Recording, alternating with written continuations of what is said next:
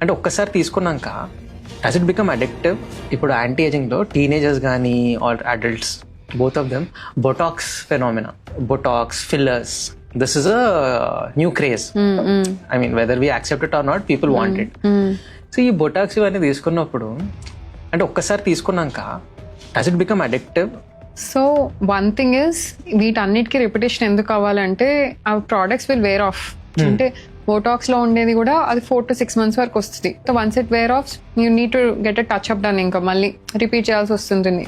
And fillers ఒక year వరకు ఉంటాయి, some time 1 year on occasion longer, but 1 year వరకు ఎక్స్పెక్ట్ చేయొచ్చు దట్ రిజల్ట్ ఉంటుందని. 1 year వరకు ఎక్స్పెక్ట్ చేయొచ్చు. సో దీనికి ట్రూత్ ఏంటంటే minority of the people who are seeking procedures and everything వాళ్ళకి ఇదైతే ఉంటుంది. నాట్ సేయింగ్ దట్ పేషెంట్స్ కి ఇది ఉండదు అని కాదు. చాలా వరకు ట్రీట్మెంట్ కి వచ్చే వాళ్ళు చాలా క్లారిటీతోనే వస్తారు. నాకు ఇది ఈ పర్పస్ కి I want to work on my skin, or ఈ పర్పస్ కి I want to work on my hair.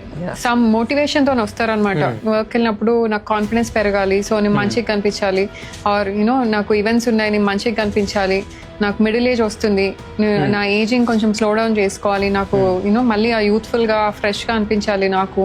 So చాలా మంది వాళ్ళ కోసం చేసుకుంటారు. వాళ్ళ మోటివేషన్స్ అన్ని మెజారిటీ ఆఫ్ ద పేషెంట్స్ కి ఇట్లానే ఉంటాయి. కొంతమంది పేషెంట్స్ కి మాత్రం ఆ సబ్సెట్ లో ఉంటారు వేర్ వాళ్ళకి అది చేస్తూనే ఉంటే వాళ్ళకి ఆ గ్రాటిఫికేషన్ అనేది వస్తుంది అనమాట. సో మెజారిటీ అయితే అది కాదు. కానీ డిపెండెన్సీ అంటే ఇదేమి అడిక్షన్ అయిపోదు. ఇది చేయకపోయినా ఏం కాదు. బోటాక్స్ మీరు ఒకసారి చేయించుకొని మళ్ళీ ఇంకోసారి చేయించుకోకపోతే ఏం కాదు. సో మీకు we can exit it whenever we wish to. You can exit.